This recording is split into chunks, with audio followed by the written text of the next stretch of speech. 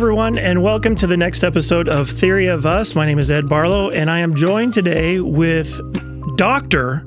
Scott Ragsdale. Yes. So I'm really excited about today's episode. We are eventually going to talk about a topic that he brought to me. Do you want to give everybody the topic? The teaser? Your version of it, yeah. The version of it is I'm just questioning. Yeah. Is work-life balance a myth? Right. And it's more than a question for you. You're pretty sure that you know. I have a hypothesis. A strong hypothesis. Listen, you're putting thoughts in my head. I need to warn everybody right off the bat that even if the cameras weren't rolling, the chemistry between Scott and I would be pseudo-psychological. Caustic. Caustic? Yes. That's better. Trying to get a psychology dig in there. It didn't really work. So we'll go with it. We'll see how this goes. Yeah. I'm kind of excited to talk to you about this stuff. So, Scott, the way that I try to typically do these episodes is I break them off into segments. Yep. The first segment, I like to do kind of a metacognitive practice on my previous episode. I'm going to kind of go through some of the stuff that happened and what I think about it. If you have thoughts, you have your own podcast. Yes. That you've been doing for a long time. Yep. Would you like to tell everybody the name of it? Yeah, sure. We, my friend and librarian, Zach Holden, and I host we host a podcast called the Dad Shorts Podcast, where we talk about fatherhood and other just random stupid things because we think it's fun. Now, we have a lot of hot takes, and you really do. That is the reason that we started a podcast, because we have a lot of hot takes. And I feel like you guys' dynamic between each other really works out. I think you feed off of each other like really well. That's fair. So if you have seen some of my other episodes, Zach was actually my first interview, and we did... Never forget your first. And sorry. Are you editing these two? So I told you guys what it was going to be like when Scott and I did this together. So we talked about Piaget developmental stages and stuff like that. I liked it. I like him. He's a genuinely good human being. Yeah. Like good person. Yeah. I don't know how quick I am to say that about you. Yeah, that's fair. But that's fair. Jury's still out. I mean, and the idiosyncrasies with Zach even, might change your mind about that. He's got some hot takes on, he does. Like musicals, for instance. Like, never seen a musical other than Grease. Right. And I understand why you would never watch another one, but Wait, what? Yeah, he's never watched another musical. He was forced to watch Grease, I think, early on, and so he's never watched another. And he was just like, that's it. That's it. I've got a hot take on musicals. Can I share it with you? I mean, it has nothing to do with this, but just real quick. Absolutely. All right, here's my hot take. My favorite movie musical is Gone with the Wind. I love it. I absolutely love it. My least favorite album soundtrack musical is Gone with the Wind. Wait, I'm not done.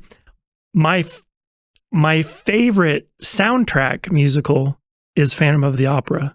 Great. My least favorite movie musical is Phantom of the Opera. Interesting. Yeah. I mean, that's an interesting. I have never really thought of Gone with the Wind as a musical. Is it not? I don't know. Like that's never been a thing that I have thought in my life. I might be wrong. I don't know. What does it take for something to be a musical? Musical numbers? I mean, does it have but it's like an epic though. It's like 5.5 days long. I mean, you're going to have some songs in there. Like my favorite musical, like if we're going down that road, my favorite musical might be RRR, which is like a Hindi movie it's amazing, and it has some like Bollywood numbers like built into it, and it's like great. So I mean, okay, well then what's the definition of a musical? I don't know. And that's the thing that Zach can't stand about him is he doesn't believe that people just break into song at random. Like and they just do throughout the movie. Just do throughout, yeah. Yes. And so like maybe that's what it is. Just like dialogue is sung, you know, all of that kind of stuff. I don't know if there's a percentage that has to be music, but I mean, I don't know. It's an interesting question. If someone does not think that people naturally break out into song, they have not worked with me. For real. Yeah. I break out into song. It doesn't sound good. I mean, this Ray Romano Kermit the Frog voice does not break out into song well, but I will sing all the time. Now, dance, maybe not. So not exactly Disney princess material, but you should totally, like, you're underselling yourself. Right. Like, I think the dance is there. Like, you just have to follow the music. Like, you just go with it. Dance is interpretive anyway, right? Elaine. See? It's perfect. It's perfect. Okay. I mean, listen, if Donald J. Trump can have his own dance move, like, that has swept the nation, then you can dance. Clint, I told our producers of the show before it started that he was going to find something to get me with, and there it was. There right it is. There. Okay, right. I have fact checked this. This what musicals Gone with the are? Wind is a musical. You win. All right, but do you get what I'm saying with the difference between a movie and a soundtrack? Oh yeah, and I genuinely love to watch Gone with the Wind. Did I say Gone with the Wind? Yeah. Do we need to start over? Do you need a minute? Gone with the Wind is not the right one. I wondered. What are you talking about? The Hills Are Alive. Oh, that's the Sound of Music. Sound my of friend. Music. What was that? That's what we're keeping all of this in. This is, do not edit this out. Okay. There is a musical of Gone with the Wind. So you can go with that. But no, I don't care for that. Okay. Take out all of that away. None of Gone with the Wind. Okay. The Sound of Music. I am with you 100% I could watch that movie front to, well, it's like two movies, really. What is it? Full Metal Jacket. It's like two different movies put together. But I will watch that movie all day long. The soundtrack is rough for me to listen to, but I can listen to Phantom of the Opera soundtrack on repeat all day long. Now, the Gerard Butler soundtrack or the like musical soundtrack? Musical. Well, okay. See, there's a difference. No, there is a difference, and dadgummit, it might be the movie. Yep. It might be the movie. And listen, I will watch like that movie, Emmy Rossum. Like, I didn't care for it. I thought it was pretty good. Why did she make that choice? He's a horrible human being. He is a horrible human being. but as am I. Things happen. So, it is what it is. All right. So that was a whole nother segment I wasn't planning on. Thank you very much. Yes. This is what happens when we're together. I am most excited for you to think about why that happened on your next episode. So there you go. My metacognitive practice for my next episode will be to talk about this entire rant. What just happened? Why I did, frankly, my dear, I don't give a darn, instead of twirling in a field of grass. Oh, that's great. Why did my mind go that way? So, all right.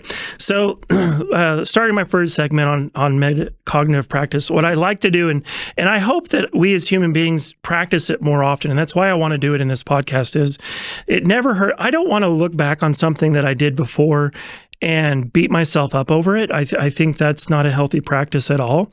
But I do think that it's healthy to look back on something you've said, something you believed, something, and go, okay, is that right? Is there something there? Is there something I can learn from that? Should I change? Should I pivot? Like, just thinking about your thinking. So the last episode that I did was with a dear friend of mine, Trevor Smith, and we did it on Stoicism. And I know I know his name. I've always known his name. And I think I know his name. I know his name. Oh. I thought I knew his name. But when I introduced him, I said, ladies and gentlemen, Trevor. And then left it at that. And he was like, Smith. Yep. And I went, oh my gosh, I know who you are, my dude. And then before the podcast was over, I called him by the wrong first name. Interesting. And I talked to him frequently. Yeah. Now, something is happening into my brain, even right now, where I know the guy's name and I'm second guessing myself, even as I speak. Your name's Scott, right? Yes. Okay. Today. All right. I need to get on top of that in podcasting when I'm having a discussion. I know that there's a camera rolling. And I talked with Trevor. I was like, this is an authentic version of me, but we both know that there's a camera rolling. So there's a little bit of show me in there. There's something about that. I enjoy being in front of a camera or having that element. But some part of my brain does shut off. And we saw that with Gone with the Wind. Like it just happened right here. And that's something that I want to at least work on. So why do you think that is? I think I get so wrapped up in singularly focusing on this concept that I want to portray or to divulge in this podcast, that some of the minutia details around it kind of get blurry in my brain.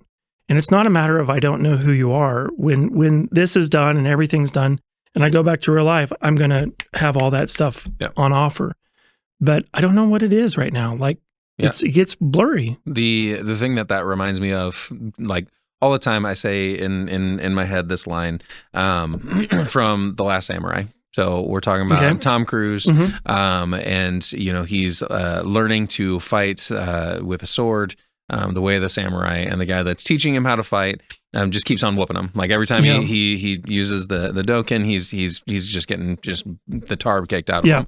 And the guy, the one thing that he says is too many minds. And it's the like every time that like I start getting a little bit overwhelmed, or like my wife asks me like what's going on, it's like too many minds. Like I'm minding too many things. Minding. So like in this setting, because I get that too whenever we're doing dad shorts, is like I'm worried about the audio, I'm worried about the video, I'm worried about the composition, I'm worried about like that weird thing that I do with my nose, or all of those things that I'm minding when I should be locked in right here. Okay, I really like that a lot. It's a useful quote for me. Yeah, too many minds. Too many minds. I'm not sure I have enough. I just need one, and it's questionable at best. That's fair. Useful idiot. Like, yes. So the thing that I changed. So in between Zach and Trevor was, I didn't care for the location too much. I do like that back room. I just trying to wrap my head around what it would look like back there. And so I temporarily moved the interview to in the bigger room outside of that. Yeah. Up against the very large windows. So you could, and on that particular day, it was really, really foggy. And, excuse me. Both in your head and outside. Right. Yeah, got it. It was foggy, both apparently. And so I location is something that I consistently think about. And we are definitely going to talk about location in a little bit on why we're looking so different here. You guys like it? I'm absolutely loving it, but we will talk more about that here in a second. It's fine. That is nothing, says Scott Ragsdale, more than that sentence at that moment. The moment a compliment is paid, he's got to balance the scales. That's right. Just call me Thanos. Oh, and I digress again. That's that glint. You love finding a button in me. Yep. So I loved learning about Stoicism from him. He had a lot of stuff to share. And one of the biggest things that I've just been chewing on over and over again is what he said, let the storm pass. And it was this thought that you don't have to participate in every storm. Mm-hmm. Just because something crazy is happening does not mean you need to jump in the middle of that and fight and do it. Just let the storm pass. And man, you've known me for quite a while. If there's a fight going on, I typically jump into the middle of it. Yeah. Like a paladin. Yeah. And just start swinging. Yep. And how has that served me? Not well. Not well. Not well. No bueno. No bueno. And I think I really want to take that, at the end of this, I'm sure we'll talk about other good stuff, but Too Many Minds is going to stick with me like that. And so I really appreciated that. So that's mostly, do you have anything else to say? So you've got a podcast. What are some of the things that you learn as you're going along? Or do you look back on an episode and go, okay, we did this and this. I kind of want to fix this. This is my mental process on this concept. Yeah. So with our podcast and Zach and I also do a morning show for the school. So we every morning we get together and do a Facebook Live morning show for our students. We do the pledge, we do our Tiger traits, we do our scoreboard, all that kind of stuff. So the metacognition part of it and the thinking about what we're doing is just ever present. And it gets me super annoyed when I'm watching myself on our screen, and I'm like, hey, we really need to change that. We really need to change that in the middle of it. And then we shut down, and life happens, and the next day, dang it, I really want to change that. And so that part is kind of frustrating. With Dad Shorts, what we have kind of learned in that process is largely to do with what do we do when an episode for some reason breaks down. So we've had we have guests that come into studio. We also have guests that we record from afar. So we try to vary all of our guests and all that kind of stuff, which has been great. And we've had some great conversations. One in particular was from a guy who lives in Indianapolis, and a guy that we don't get to see very often. But we did an episode on The Office, and it was we did an office episode draft.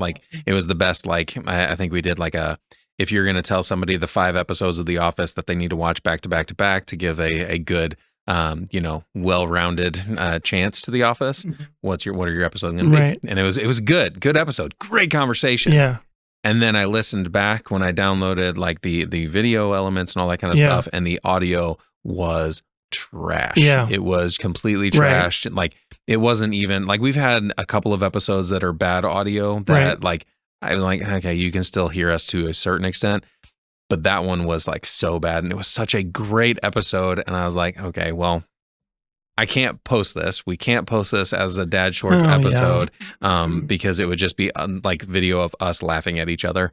Which is fine, but weird. And so I had to go to Zach, had to go to our guest, and we had to talk through, okay, hey, we're going to have to wipe the slate clean and do something. And he was really cool about it and all that kind of stuff, but mostly because he was a close friend. So in my mind, I'm also thinking, okay, because we have some big ask guests that were we really want to bring in this big name person or whatever. And we've had a couple of those. I'm like, if audio screws up on those, I'm I don't. What do you do? Then we're done. And so in the back of my mind, it's the Too Many Minds. I'm trying to problem solve. So one of the episodes that we've done recently, I had 3 different audio setups. I'm like, okay, if this one goes down, we've got this one, we've got this one, and we've got this one. And so I'm a little neurotic with it now. That's where I've gotten to. Yeah, I actually know a podcast or two that will actually ship a microphone to the person. Oh, yeah. And with a return box, and just be set this up. Here's how you set it up. And that totally makes sense. Yeah. So yeah, that would be very interesting. Now, I have also been on your show. Yeah, you have. And I believe that's your highest rated show of all time, ladies and gentlemen.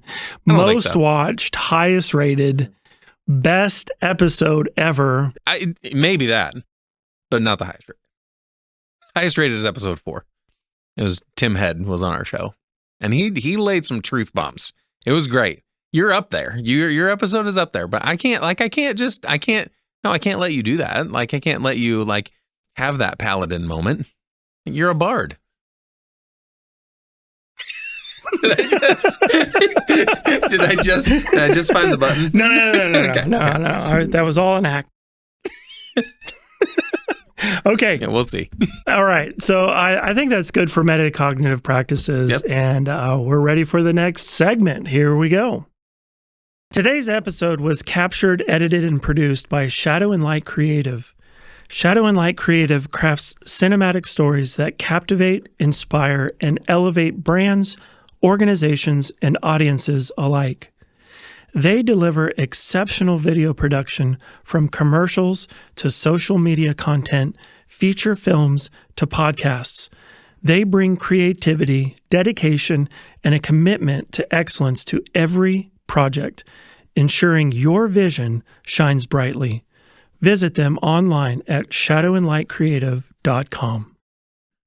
Let's get started with the next segment, and it's a very interesting topic. Now, the title of this podcast is Theory of Us, and I came up with this title because sometimes I like doing deep dives in science, and physics and quantum mechanics and general relativity have always interested me, and I knew that there was a space between the two of those two theories, and the effort to combine them would be called something like the theory of everything.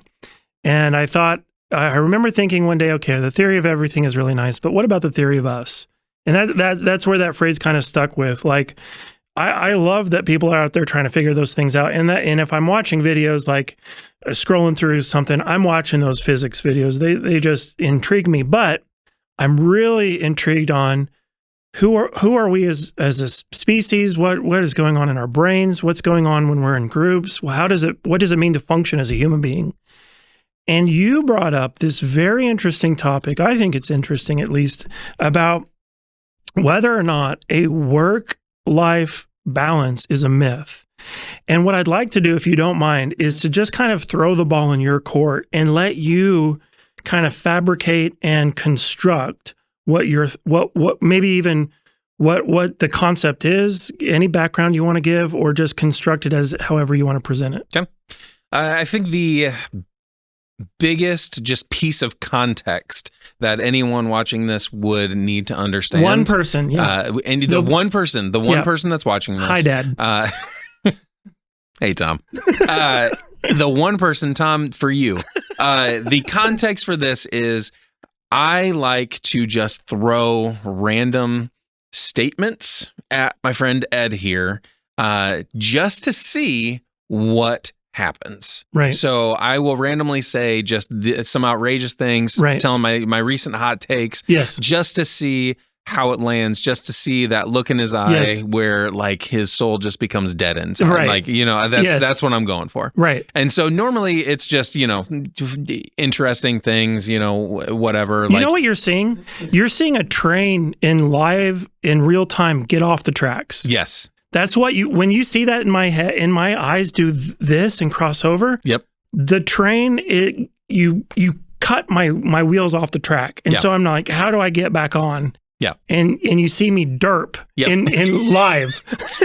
That is 100%. That's what I'm going for. I love it. I love it. So that's kind of the context. And it also, like, whenever I see Ed, I'm usually going through stuff. I'm usually dealing with situations, all that kind of stuff.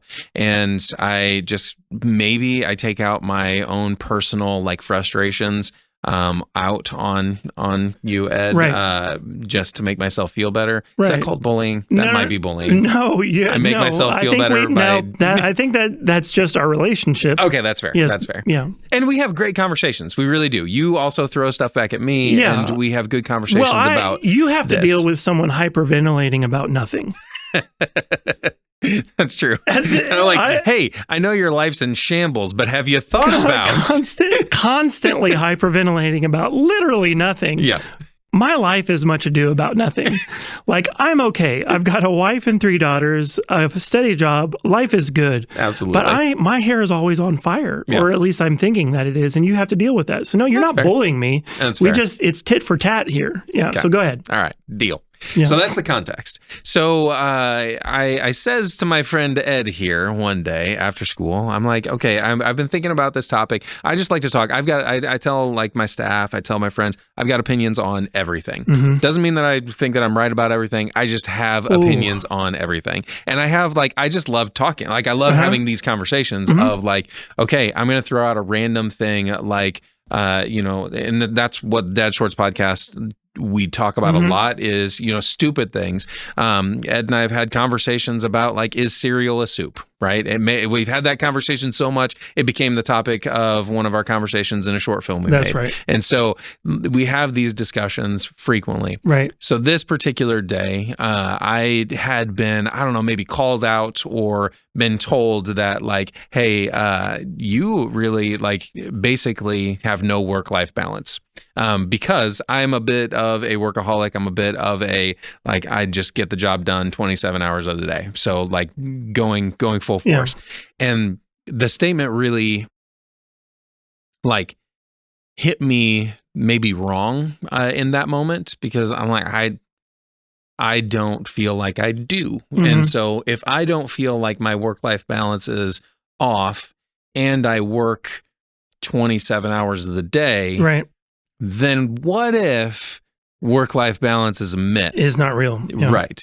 And so since having that conversation with you, right, my thoughts on the topic, because I tried to it just kind of gestates the thoughts and the conversations, and started thinking more about, or less about, is work-life balance a myth, and more about why I have such a visceral reaction to someone saying, like, you know, work-life balance, work-life balance, work-life balance. And so that's kind of the seed bed for the conversation, for the statement. And so the work-life balance is a myth. The all that is all wrapped up for me in the weaponization of work-life balance. And that's the part that I have like a little, I think that's where it like really gets at me. Right. And so this opportunity to kind of talk through that and figure out what it is that we are lacking, because I think it is, there's something real about like mental health just in general, right, and how that pertains to work, how that pertains to play, all of those types of things. And I think it's worth talking about. But I think the second that we like cram that all down into one like little phrase called work-life balance, I think, and start throwing that around like it applies the same to everybody, that's the weaponization side of it. And I think that really undercuts what we're trying to, like, how we're trying to work on mental health and how we're trying to kind of work through our own issues. Right. So there's a theory out there, an innovation theory, that says when some new idea or topic or something gets started, there's the innovators, and it's a Bayesian curve. So you have the innovators at the very, very bottom of the left, and then you have the early adopters, and it's still not a lot of people. And then once it meets this critical mass part, you get the majority adopters. And then after that, there's the late adopters. And this concept is what it's trying to say is there's something within social groups, and it's almost, I guess you could call it a social contagion, where a concept gets so much underswelling current that people just start taking it up because everyone else took it up without a real understanding of the concept itself. And you know, as well as anybody does in my life, that I care very much deeply about mental well-being, social emotional learning, health, emotion and cognition in the brain. All of those things are that's my baby. But I get a little bit protective about it, because when we start going into that realm, we have entered a phase in our culture where it's become extremely popular to talk about these things. And I almost always see it either coming from a place of ignorance or from a place of someone can capitalize in a way that's somehow self-gratifying or self-fulfilling, or they make money off of it sometimes. Like, the reason that this thing is gathering so much steam is because, not because it's meaningful, but because a lot of people are already there catching this, and that's where some of the abuse can happen. Yep. And I think you're pointing to some of that, is that it's become kind of trendy to talk about. We grew up in the 80s and 90s. Yep. No one was caring about our mental well-being. No. As latchkey kids, that was not a topic. It's very trendy now, and people are just saying it without really having any type of cognitive awareness of really what that means. Yep. Now, should people be finding some level of balance in their life? Sure. But when we talk about work-life balance, in the history of humanity, do we really see a species over thousands of years overly concerned about how much they work and how much they rest? No. And the answer is no. I mean, 6 days of work, 1 day of rest, right? That's right. Like and sun up, sun down. Right. And it's worth noting while we're on that topic, if we're going to talk about work-life balance, talking about the difference between white collar and blue collar also comes into the conversation. Yeah. Because if you're sun up, sun down, working hard with your body, that is a physical rest or physical tiredness. But if you're working sun up, sun down with your brain, that's a whole nother tiredness. I've done both. Yep. I've baled hay all day before, and I've never been more mentally tired than first day teaching. Like when you're a teacher, your first day, you're dead. Like you go home and you're done. Like, and that's a new feeling for me. So did I work and then need rest? Absolutely. But this concept that you need to in your life at all times, you need to clock in right when you're supposed to clock in, clock out right when you're supposed to clock out, spend the rest of the time with your family, and that's correct balance. Right. Maybe that works for a person or two. It doesn't work for everybody. Right. And trying to cram that down other people's throats could be deconstructive to their life. Yeah. Your brain doesn't shut off. I'm saying Scott's. Yeah. Scott's brain does not shut off. So the moment you wake up to the moment you're going to bed, you're thinking about something. Yep. It might be cognitive. It might be narrative. It might be really, really heady. It might be silly. But I know you, for one thing, I know you're going to rarely be at a moment where you're not thinking about something. And the only time around that might be when we're playing video games or something, and we're able to turn that off. Yep. But 9 times out of 10, what's bringing Scott Ragsdale a lot of intrinsic value, intrinsic motivation, and fulfillment is that constant drive. Yeah. It's not the work-life balance. It's the full drive, let's go, right? Yeah, absolutely. And I go, to your point, I always think in like movie quotes and all that kind of stuff. So please do. The idea of the mob mentality and the popular thing, it always reminds me of Tommy Lee Jones and Men in Black. Right. Person is smart. People are stupid. All the time I think that. All the time. Like that's part of that conversation. Yeah. The other part of it is like with work-life balance. Like, what are we trying to achieve with work-life balance? I understand the negative connotations, like we use it negatively and weaponization and all that kind of stuff, and that annoys me personally. Right. But the question is, like, I always try to figure out what is the meaning behind what is being said, which serves me well in my current job because I get people who are upset. I get people like who say things that they're trying to be hurtful with their words, all that kind of stuff. Yeah. And I try really, really hard to focus not on what's being said or how they're saying it, but focus on why they're saying it. Right. And so when I try to think through why someone is talking about work-life balance with me, there's a couple of different like theories that I have for that. One, they feel like their mental health is wrapped up in their own work-life balance. Right. And so they're having, some struggles with whatever it is. Right. And we say mental health, it's a kind of a catch-all with things, but there's something there's a screw that's loose there. Right. And we're looking for a reason. Right. And that reason for them would be work-life balance. And if I can fix that with this person, then that proves my theory that it's work-life balance. It fixes everything. Yeah. Yeah, 100%. And so that's kind of that first rung, I guess, that where I go with that.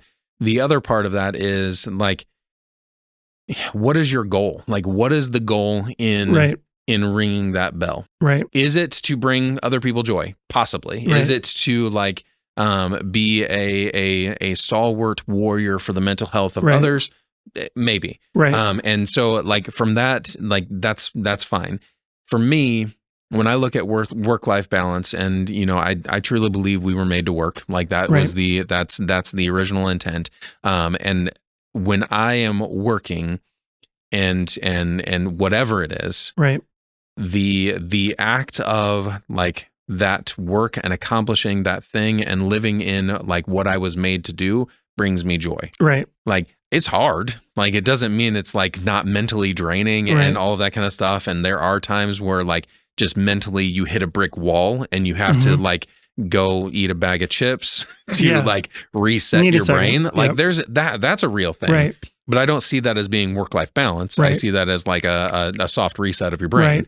Right. And so like if you're doing what you're made to do, I feel like that joy Yes. is the fit there. Right. Where I really started kind of thinking about this is with Jimmy Casas. He's a former high school principal who wrote some different like books on just creating culture within your school buildings and all of that kind of stuff.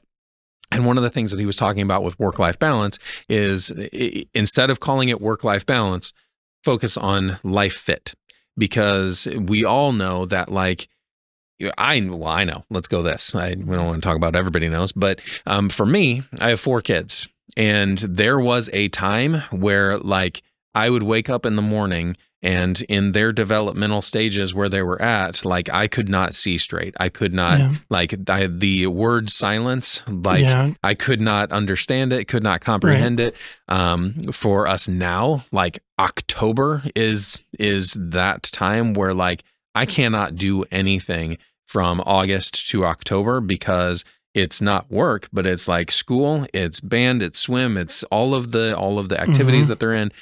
During that time frame, my balance, like I'm not like I'm doing 50-50 work and life, but I'm not feeling as productive. Right. And I do find myself in those moments having to really shift my thinking toward, okay, you are being productive, but you're being productive in a different way. You're supporting your kids in their endeavors. You're doing, but it's a weird thing because I'm not tangibly creating something or accomplishing a specific goal. Right.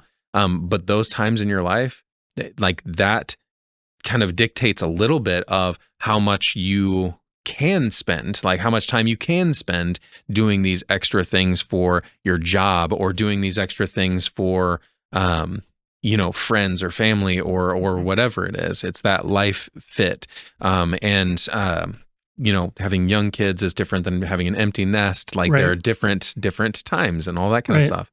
And when I'm working on school stuff at home, like I do that because I'm super passionate about not the job, but the calling. Yeah. And I think that's very important, a very important distinction. Yes. I will work 24 hours of the day for the calling, for my why, my intrinsic motivation. Right. I will not do the same for Carthage schools, right? Like I love Carthage schools because it allows me to live out my why and allows me to really accomplish that long-term goal. Right. But I'm not doing it for the school. Right. You know what I'm saying? And that's I think the difference. So I will spend this weekend, we're shooting a music video for, tomorrow after school, we're shooting our music video. Every year we do a Christmas music video.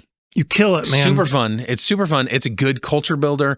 Our staff comes together. Like they ask me about it. And they've gone kind of viral a couple of times. Like that's been pretty cool. It's really fun. And it's like I got asked at the dentist office the other day what the theme is this year. Yeah. Like it's weird. It's like it's weaving into the culture. The culture knows that it's yes, that is dumb. Every year though, I'm like, I don't know if I'm up for it. And then like teachers start asking, like, when are we gonna do this? What are we gonna do? People in the community start asking. Kids are like, what are we gonna do this year? What are you gonna do? And I'm like, okay, well, then it goes from I'm just doing something to I'm like, there's a reason for this. Yes. Not just to like, because I like seeing myself in front of the camera singing a stupid song that is a parody. Like that's like, I'm not Weird Al. That's not what I do. But it has a broader implication. And so because of that, I will spend probably 48 hours like shooting, editing, all of the things that go with it outside of school time. Right. Because I don't feel right spending school time doing that. Right. Working on this thing for school because it matters within like my why in this weird, weird spaghetti way. Can we though, I try to sometimes think about, okay, so if someone's watching this or hearing it, what are they hearing? And I just want to make sure that if you are listening or watching this, that you understand, I guess I'll just speak for myself, but I feel confident you too. Mental health is a real need for people. Absolutely. Like this is not saying that you just need to abandon all cause and concern to take care of yourself. That's not really what's being said here. As a matter of fact, you do need to take care of yourself. And one of the best ways to take care of yourself is to find out what your why is. Yeah. And I'm not saying that. So if you've said, I need to worry about my work-life balance, I'm not saying that you're in the wrong profession at all. Oh, shoot, no. But that might be something to think about. If you find yourself saying it, take a step back and go, am I doing something that's fulfilling? Yep. Because if it was fulfilling, then I'd probably find myself naturally inclined to continue it outside of standard clock in, clock out hours. Not saying you should work for free either. Yep. Not saying that you should sacrifice yourself for an organization. You're not sacrificing yourself for anything. You're finding your reason. Yeah. And that is 100% it. And I think that it is very important I'm glad you said that, because it is a very important distinction. I can't sit here and vilify work-life balance. I just don't like when it's used as a weapon against me. So at the very, very beginning, you said the weaponization of it. Yeah. And I understood what you meant, and I hope everyone else does. Yeah. It's not the concept. It's how it's being used. Yeah. And maybe even the lack of understanding behind it. Yep. And it's just being thrown out as if it means something, and you're like, that's not the trump card you think it is. No. And it's the idea, like the golden circle, Simon Sinek's like golden circle, looking at like motivation, looking at your why, looking at your life mission, all that kind of stuff, where I will take it a step further. And listen, hot takes, I understand that Simon Sinek knows more than I do and all of that kind of stuff, but my hot take on the golden circle and your mission is, I don't necessarily think that just because you may say work-life balance is out of whack right now in this current position, I don't know that that's a reason to leave your current work. Yeah. But I do think that it is an opportunity for you to look inward and understand, why isn't it? Like, why am I feeling this way? It might be the work, it might be the job, it might be your boss, it might be your coworkers. All of those things work into that. Right. But if you don't understand your mission, like why you are here, then like no job is ever going to be good enough. No job is going to be able, like, you have to find that joy for yourself, or nothing's going to get that. Now, your current job might not align with that mission, that personal why, and that's fine. And that would be a time where it's like, okay, let's find something that does align with my personal why and all of that kind of stuff. But mental health is, I tend to maybe go a little bit too strong on the why and the motivation. Like, why do we do the things that we do? Why do we think the things that we think? But I also, like, the grass is not always greener. In fact, it's many times not greener on the other side, because we haven't done the work that we need to do on ourselves. The grass is greener where you water it. Yeah, right. Yes. And you've got to acknowledge that maybe if the grass isn't green where you're at, it's because you're not properly cultivating your area or what you're doing. And that's not to say that maybe you're not in the wrong position, or you're somewhere where you don't need to be. But when we do keep looking over and saying, okay, I wonder what it's like over there, we're doing that at the detriment of where we are now. Yep. So when we do look down, we will see brown grass because we've been neglecting it, because we've been staring at someone else's or some other area. So I had another thought, and I don't know if this is disconnected at all, but I had, for some reason, a thought about sometimes these, you see celebrities go one way or the other on sleep. Oh, yeah. And I wonder if this is kind of similar to a little bit. So I'll hear one person say, no successful person sleeps 8 hours a day. I've seen videos that say that, there's too much to do to sleep 8 hours a day. And then other people are like, you got to get your full 8 hours in. Or like 14. Or if you're a lion or a wolf or a... Right. Yes. Yeah. Whatever you are. Yeah. Yeah. And I want to pause there also and just say, I think that the science is fairly conclusive that getting enough sleep is important for the human mind.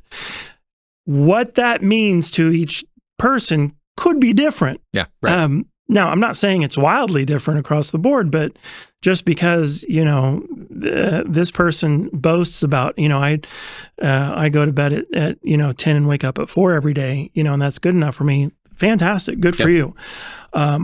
I'm a grown man, and I've learned at this point that I need this much. Yep. And so at no point do I want any of you or even us to walk into an area where we're stating things and we don't understand that there's conditional fence line around some of the things that we're saying. Well, it's humanity, right? Like the whole idea of like social psychology just in general, no two people are the same. That's like right. When we talk about I love the color code. I love the people code, Dr. Hartman.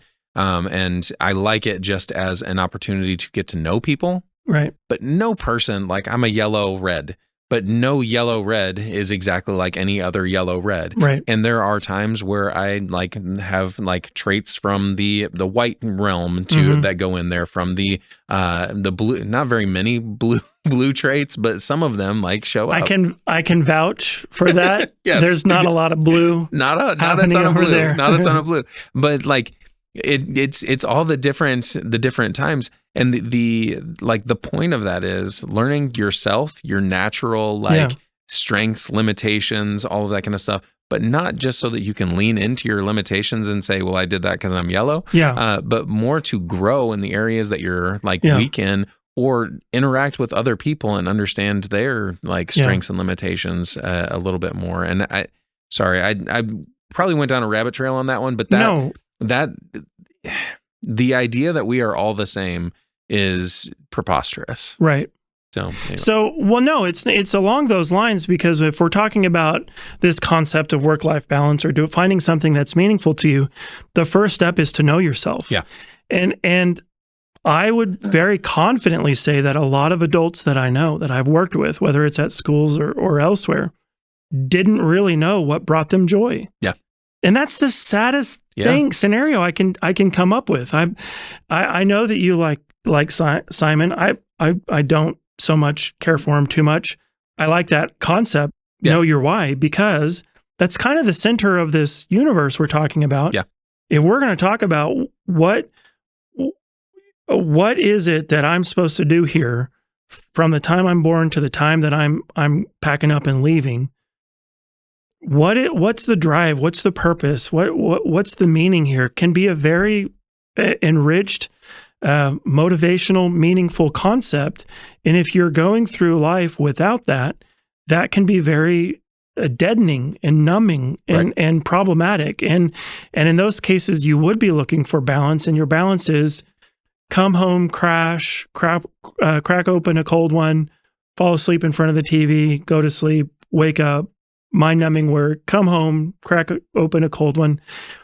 That's not really balance. That's just existing and trying to make it. Like the closest that I've come to true depression. Let's be a little bit vulnerable here, because I have had times in my life where I've kind of knocked at the door. I won't say that I've gone, been fully in that realm, but the closest that I've come is when I try to intentionally break the 50%. I'm only going to work from 7:30 to 4, and then I'm going to come home, I'm going to play video games or whatever. Right. I find for me, there is a direct correlation between how much time I spend playing video games, and being on social media or being, digitally kind of lost, to my mental health in the negative. Right. And I don't know that I'm alone in that, but I know when I'm done playing those things and I go to bed, I'm like, I spent 5 hours playing Call of Duty today. What was that worth? What did I give up to do that? Right. And I don't know if that's a super healthy way to think about it, but that was the way that you'll notice I haven't really played a ton of video games lately. It's the only time that I do play now is when I'm playing with other people, because that I do get some value from that, the friendships and the bonding and all of that kind of stuff. But it when there was a time where I was just like, okay, I need to just do this. I need to do that. And like, what is it worth? And Right. I think there is some pseudoscience about the doom scrolling. I think it's called doom scrolling for a reason, where we just get on TikTok and we just like, to our own detriment. Yes, 100%. And then 3 hours later, you wake up and you're like, what just happened? And for what it's worth, that wasn't work-life balance either. No. Because you weren't really doing life. Right. Yes. When we might be transitioning here, I don't know. But there's an assumed definition within the term work-life balance. Mm-hmm. Sure. Where you have life is the good part and work is the bad part. Yeah, no, and I think that kind of also gets me a little bit frustrated. Now, if you're in a situation where this is just the way I made, I've got to swing hammers or do something, and that's just it is what it is. That's fine, but I think that everybody can find fulfillment in what they do. Yeah. Like there's got to be something that brings you joy. Like at the end of the project that you've made something, you can step back and go, like a craftsman say, like I built that, or I did this, or I went through this. It's Danny from Ted Lasso. Like, yes, is life. Yeah, you can say that about everything. Yeah, absolutely. Wrenches are life. Yeah. Staring in front of a computer is life. That's my life right now. That's fair. And then I have to, what I'm doing, I've transitioned a little bit, but there are times when it's mind numbing, but then there's other times where I'm like, I'm really doing something that's meaningful here. And I'm doing you're not wrong to say that if we're going to have a discussion about work-life balance, we need to start intrinsically. Yep. And it's 100% accurate if you're going to say, whatever science or pseudoscience to start with these concepts. And Simon wasn't the first one to say these things. Like we know that there's something inside of each and every one of us. It looks different across the board. Thank goodness it looks different across the board. That would get dull quick. And maybe you're not supposed to do it 24/7, 7 days a week, all the time. It's good to every once in a while take a break, but it's also not good to put your brain on autopilot to where you just clock in, clock out, come home, doom scroll. Mm-hmm. That's autopilot too. You're getting no fulfillment. Right. You're getting so when I was done with my stupid paper, right? Yes. The whole topic was self-determination theory, which is all about intrinsic motivation. But by the end of it, it's these 3 pillars. And instead of calling them pillars, I started calling them nutrients. Mm-hmm. Because I want to be thoughtful about what I'm feeding myself.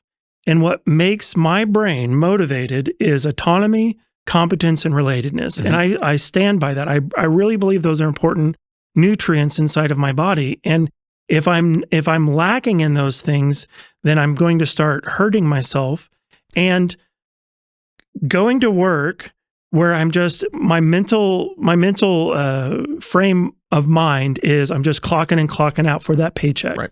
And then I come home. And by the way, if you're doing that, your brain's on autopilot. Yeah. You're not really enmeshed in what you're doing throughout the day. I think so. And I think it's important to figure out why. Because that's not a natural state. Right.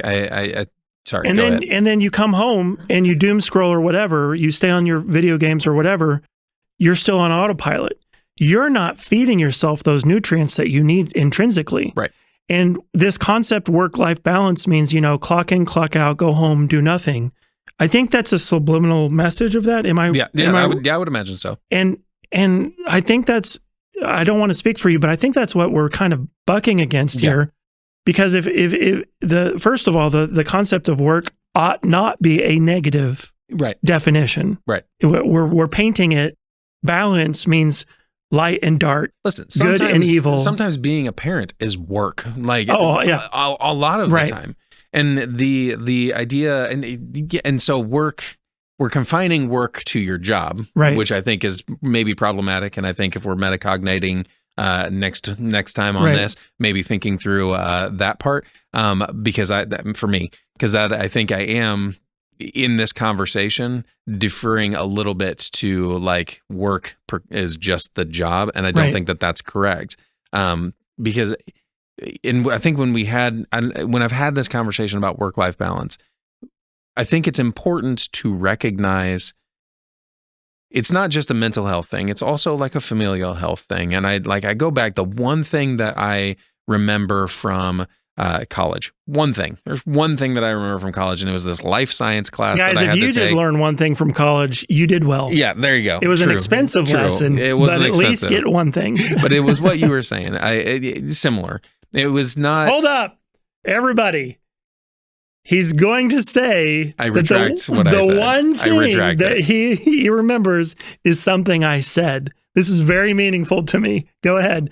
Tell me how smart and wise I am. I'm just assuming you said it because it's, a fairly common truth. Anyway, we in this life science class, he talks about health is, and it was in the kinesiology department, but health is actually made up of 7 different things. And it was spiritual health, right. Physical health, nutritional health, mental health, all of these different healths. Yes. And we were supposed to kind of gauge where we were in each of those areas. Yes. And I think that's important. That's always kind of stuck with me. And I can kind of feel when I'm tipping too far one way or not enough, spiritual health, all of that kind of stuff. And so it's very important to me to maintain that balance, the health balance, in all of those different areas. And if I'm starting to slack in my husbandry, I don't know if that's no. You're right. Tending your garden. Yeah, yes. If I'm slacking there, the whole purpose of doing the Dad Schwartz podcast is really, I don't know that I started off with that purpose of altruism. The purpose was just I have random conversations with Zach, so let's record them. But in that process, I've become a better father because I'm thinking about fatherhood. I'm hearing from other people who are going through, different parenting struggles. I'm being able to I'm being fed and I'm feeding others. It's important in my family life. Right. And so I know, okay, there are times where there's a project at school that I want to come home, maybe eat dinner with the family. I want to pop on my laptop and I want to get that work done. And then I look at my wife or I look at Elliot and he's like, hey, you want to snuggle and watch The Last Airbender? And I'm okay. I do want to do that. You do that? I do that because for me, there are those moments where you do have to, but I don't consider that work-life balance. That's right. But I do consider it tending your garden. Balance. It's balance. It's just general balance. Yeah. And if I say, what in my mind, what message does that send to Elliot when he looks at me and says, you want to snuggle? And I'm no, I can't for the 10th time in 10 days because of this. That said, it's also important for him to see me work because I want him to I want to model what I want from him. That's right. But I want him to understand that there is a balance just in general. So there are times where I'm no, I really this really, I have to get this done. I've got to do this. I've got to build this thing. I've got to, tile the floor, whatever it is that I'm doing. And I have to sacrifice. I think you said maybe on our podcast, I'm going to give you a kudo for this. Shout out to Ed on the Dad Schwartz podcast. But you did say you are sacrificing something for another thing, right? So if I don't answer a text message, I think it may have been in the context of phone calls or hanging out with friends or whatever. You were talking about it's okay. It just means you're prioritizing something else. That's right. Right. Yes, I did say that. Yeah. And I think that's an important distinction. It doesn't mean that I like you any less, that I'm prioritizing my family in this moment. It just means that family needs a little bit of priority. They need that TLC. Right. Yeah. We did have that conversation. I think it's important. And I'm not sure it's about the subject, but I do want to touch on it again. I think it's very important when we have relationships with other people that we're okay with them not responding to texts, not responding to calls, we can't be at each other's beck and call 24/7. We've got to have our own life, and that needs to be okay. Yeah. I know at the end of the day, Scott, so you and I aren't the best of friends, but at the end of the day, if something's going on in your life, I'm pretty sure if you needed something, Ed would be there quick. That doesn't mean we need to be texting each other all the time. You just have to be okay with, you've got a life, I've got a life. Right. So going back to my balance, my youth pastor was a Cajun man. He is a Cajun man. Was his name Gambit? No. No. Alan Leger was his name. Okay. And he would, he's a very, very happy. And he would always say, balance is the key to life. Yeah. And I loved that. Yeah. And I think as we continue to have this conversation, I think that is a good direction for us to continue to go, because we're not saying, we're not attacking balance. Yeah. We're attacking this false concept of work-life balance, not because we don't believe in mental health, or not because we don't believe in taking care of yourself. Like you said, all the different healths that we need to be taking care of. We're saying it's a false narrative to create this dualism in your life. And if you do have dualism in your life, that might be a reason for you to look inward and say, what is it that brings you intrinsic joy? Yep. What is it that brings you motivation? What makes you fulfilled in life? And are you in a position where you could meet that need? Yep. Like, and I think that you've been a principal for some time now. You've had teachers underneath your care. We don't have to say any names. As a matter of fact, we're not going to. But I'm sure you've had teachers who have come to this place, and you've been able to say, you're going through a rough time, but I know that you belong here. Mm-hmm. Seek it out, like stick it out. And then there's been other teachers that I know you're going through a hard time here. You don't really belong in this profession. Yep. Like, it's just clear. And you have it can't always be Scott Ragsdale that gets to be the one to say, you're messing this up. You need to go somewhere else. That's often an internal journey that a person has to go through to figure it out. Because if you say something, you might be mucking it up a little bit, like putting a little poo in the ingredients here, and so that the end result is all messed up. Like you're messing with it. So, again, our one person that's watching this, my father. Actually, I'm not really dedicating work-life balance to him, although Dad. But anybody who might be listening, please don't take anything that we're attacking, anything that would say take care of yourself. I actually think this would be taking care of yourself because you're taking care of what it means to make yourself feel fulfilled. Yep. Why were you placed on this planet? If you believe, in a religiously or spiritually that you were divinely created and placed here, what was that purpose for? If you don't have that belief, then what is it what giftings and abilities do you have that brings fulfillment to you in your participation of this existence that we all share? So I heard a quote last week, I think, from the warrior monk philosopher Matthew McConaughey, and I think that it matters in this conversation, and I really like it, and I wrote it down because I knew we were going to have this conversation. I was like, it's good. I'm not going to do my Matthew McConaughey impression. All right. But he said, joy is the feeling we get from doing what we are designed to do. Yeah.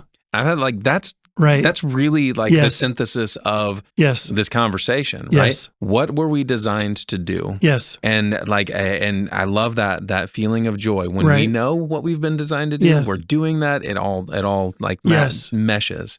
The other thing, and maybe this is the I don't know when this ends, because if you haven't noticed, we could talk forever. We see all these trails. There once was a road, and where we're going, and the people who are kindly putting this on for us are tired at this point. Yes, that's true. Yeah. I can see both of them very tired.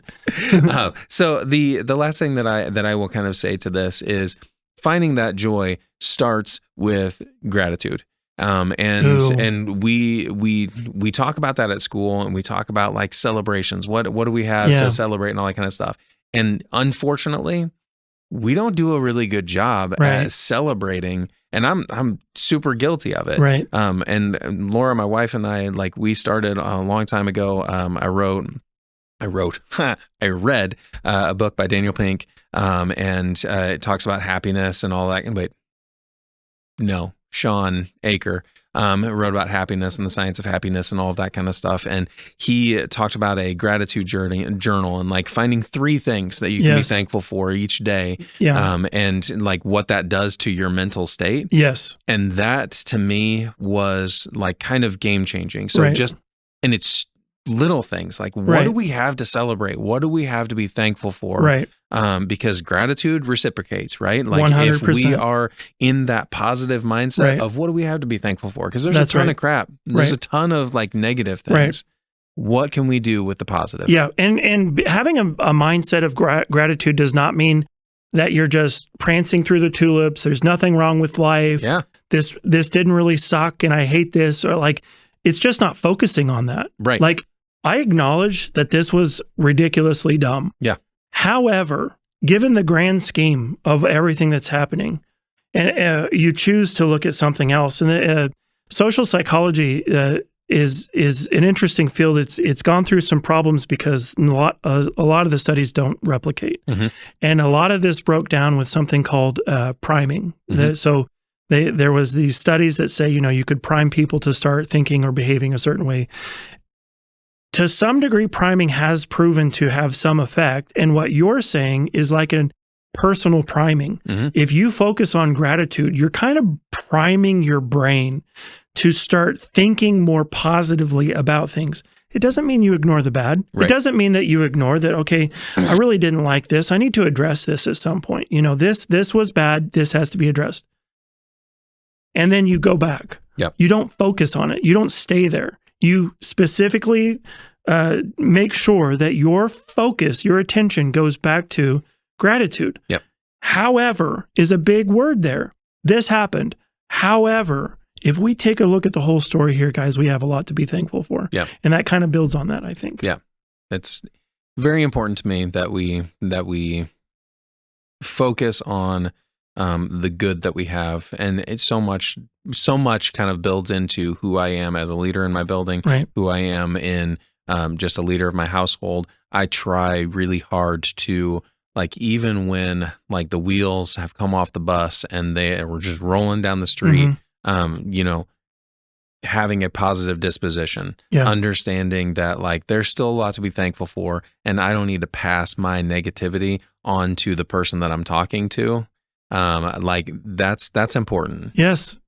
We'll go back to social contagion. My bad attitude becomes your bad attitude. It's going to stop right here, dadgummit. Yes, absolutely. So, Scott, if we could please, let's go towards wrapping it up. But can we give, now that we've had a full conversation about it, let's give a robust kind of like I almost feel like to some degree, like I went into it thinking what I thought, you went into it thinking what you thought. But I think as we went through this kind of journey together, we kind of found the outer boundaries of some of the stuff that we thought. Sure. Would you agree with that? Yeah. So what would be, like, if you were to say, okay, now we've had this discussion, we've had my thoughts, this is really where I stand with this concept of work-life balance. I think with the concept of work-life balance, I think that it is, it's important to name it. So like, what are we talking about when we say work-life balance? I think that is maybe foundational to an argument, right? To an argument that work-life balance is a myth. Okay. Right. I think maybe work-life balance isn't a myth, but it is a misnomer, or it is it's just unhelpful. Let's do that. Yeah. The phrase work-life balance is just specifically unhelpful. Right. Let's go that way. Right. I think general health, general wellness, general balance may be better, but I don't want to put like a name on it, because I think that's when you start getting, people are stupid. Right. But the idea that we need to like, maybe like tend our garden. I think that might be the summary statement. Yeah. Right. It's not work-life balance. It's not this, it's not that, but we just need to tend our garden and understand that like what work is, what is our motivation, what is our internal leaning. Yeah. So tend your garden can mean, I'm pruning weeds and I'm taking out the bad stuff, but that sunflower, I'm just going to let it grow, because that's why I made this garden, so that for that thing, I'm not going to cap it. I'm not going to dictate how much of my time, how much of the garden, how much of this size it takes up. It's why I made this grow. Yeah. And that doesn't mean that there's not balance. That doesn't mean that there's times that you take time for yourself or do find something else. But for me, and I'm sorry if I cut you off from that, but for me, what I was finding, what I felt like was happening with the concept of work-life balance was there was this kind of creeping in of a concept that intrinsically work is bad, life is good. That's what I felt like was happening. What happens with that phrase, and what I want us to be, if we follow that logic, then what we're saying is, what I do for a job and what brings money to my family is naturally bad, and then everything that I do outside of my job is naturally good, which means now I'm really unhappy at my job. Yep. And I get depressed, and I have problems in life because what I'm doing with my life doesn't mean anything to me, doesn't mean anything to this person. What am I doing here? Oh my goodness. Like it doesn't bring a positive life if you're looking at work as bad. And if you are looking at work as bad, and if you've been listening, I would challenge you to do what we've kind of talked about here, is either acknowledge, are you in a job where you belong? You could be. Like, just because you're having a hard time does not mean that you're somewhere you ought not be. Maybe you need to take a re-examine with new eyes your job and find places to have gratitude. Yep. Find places where this does actually align with some of my needs and how I could do things. And this isn't really as bad as I've been focusing on the thing that's bad. I haven't said however. Right. I haven't been able to say however yet and focus on the gratitude. Or do you need to look at things and go, you know what? I like this place. It's a nice place, but overall, maybe I do need to go in a different. I mean, I've gone through so many transitions career-wise. It's taken me forever. And when I went for my terminal ridiculous degree, 2 years is what it took me. And that's the dumbest thing a human being has ever done. Like, start to finish, it was horrible. But by the time I was done with it, I've had some time now. I've gotten away, and I was starting to look at decision-making theories. So Kahneman got this Nobel Prize for dual process theory, which means when human beings make a choice, they either use heuristics, or which is quick thinking. They don't think about it, it's just a knee-jerk, or they do deliberate thinking. And I'm like, science is not backing that up lately. Neuroscience isn't backing that up. I don't think psychology as a whole is really going in that direction. I have a lot of problems with that. I don't think that that's how humans are. And the more I chewed on that, the more I learned, I think I'm writing another paper. And if you would take a look at what I've done to my life the past 2 years and say, Ed, why are you thinking about another paper? You would say, your work-life balance is gone. Right. No, it's not. I find fulfillment here. I have learned that this brings me joy, that tackling these things is something that brings me peace and joy. That doesn't mean I don't take time to read the Critter book where he goes to the dentist with my daughter. Okay. I do that. Yep. Or I find time to zone out on a television show or a game. But I could do this all day long and be good for a while. Yep. And there's nothing wrong with that. As a matter of fact, if it brings you joy, that should probably be your balance, is to find what brings you joy and find what you need to do. That's the balance of your life. Yeah. I agree with that. It's that hard issue. Yeah. And I think as you were talking, it would be interesting to see how, I always go back to your dad's thesis that he wrote about burnout, right? Yeah. How does, you remember? How does this whole conversation kind of factor into teacher burnout, or just not even just teacher burnout in your job, wherever you are at. Yeah. I deal with teachers a lot. Yeah. Because when I see that look, there's more going on than just the work is hard. That's right. And that's the I don't know, that's that hard issue, but not like, it's one of those things that I want to help them work through kind of thing. So I think that we've had a constructive conversation. Is that okay? A good place. So before we leave, I do want to leave you with one thing. So you said that you like to tease me and stuff. And one of the things that we would talk about early on was cereal being a soup. Mm-hmm. And so I want to throw this at you as this is the closer right here. Okay. Are you ready? Yep. So a soup is pretty much just a liquid with sometimes vegetables, sometimes meats, sometimes salt, other seasons, all those other things in it. But it's liquid, meat, vegetable, either or sometimes, right? Is the sea a soup? Oh, sailing the seven soups. Interesting. The only hesitation I say that I have in acknowledging that it's a soup is that it was not man-made. Right. Okay. So the ingredients were not combined by man. But is the sea God's soup? Right. All right. Well, then I will. I'm going to. We're not done. If you're going to say man-made, then is any lake in Oklahoma a soup? Because they were all man-made. You know what? Liquid, meat, vegetables. I have to go yes. Yeah. Like I have to say yes. I don't know that they're consumed on purpose. They are. You it goes in and out. Everyone. Gross. Oh shoot. Yeah, I'm gonna have to say yes. Okay, Scott. I really enjoyed this conversation, and I'm gonna be honest. I'm saying that fully aware that there's a camera on, but even when the cameras are off, I really do appreciate you coming out and having this conversation. Absolutely. I do think that this type of conversation is what brings me joy. Like this is something that's edifying to me. Guys, if you got something out of this, I'm glad. If you have thoughts or feedback or criticisms, feel free to reach out to me. It's theoryofuspod, P-O-D, @gmail.com. You'll be able to reach me and give your feedback or criticism or thoughts back on that.